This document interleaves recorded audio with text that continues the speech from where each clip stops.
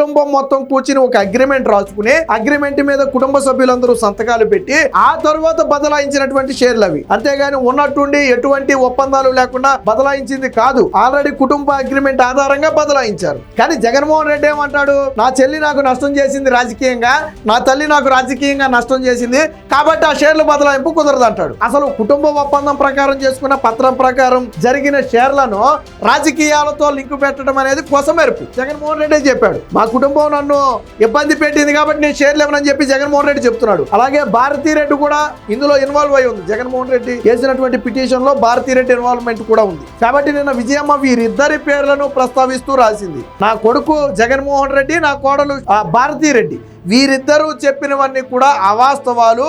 ఒక రకంగా కుటుంబ సమస్యలను ఇలాగా కోర్టులో పరిష్కరించుకోవాల్సి రావటం అనేది నాకు తీవ్రంగా కలిచివేస్తుంది. బట్ తప్పదు కాబట్టి నేను కౌంటర్ అయితే దాఖలు చేస్తున్నానని చెప్పి నిన్న విజయమ్మ ఒక లేఖ అయితే రాయడం జరిగింది. అంటే జగన్మోహన్ రెడ్డిని, భారతీ రెడ్డిని విజయమ్మ కూడా నమ్మటం లేదు అనడానికి ఇది ఒక ఉదాహరణ.